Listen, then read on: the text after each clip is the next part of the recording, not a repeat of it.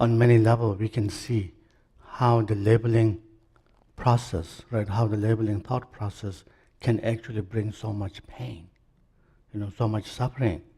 Because a lot of the experience of our regular life, a lot of the experiences of what we call shame is really coming from the basis of coming from the basis of so much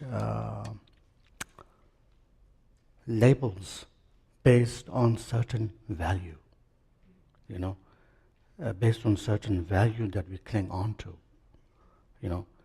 And what we see as something really shameful in one value doesn't translate in another value, And so you can see how this, experience of first experience of shame or shaming someone or feeling shameful of ourselves is really based on a value, cultural value, religious value.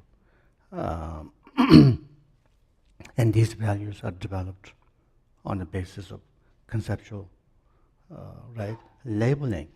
And so, therefore, I think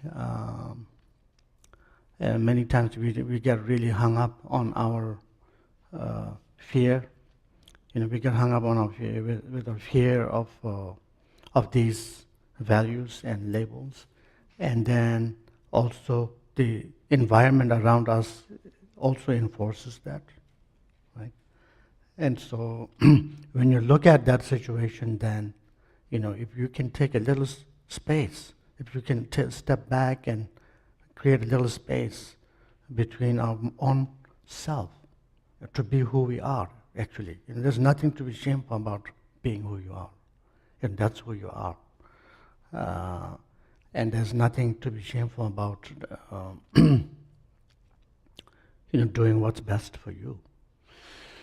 And so if you can take a little time, step back and create the space and see, okay, what is really true?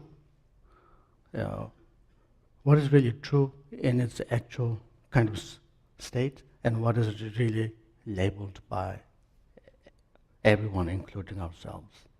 And then if we can work with the labeling mind, then I think maybe the weight of this shame, so to speak, will feel a little bit lighter, I hope.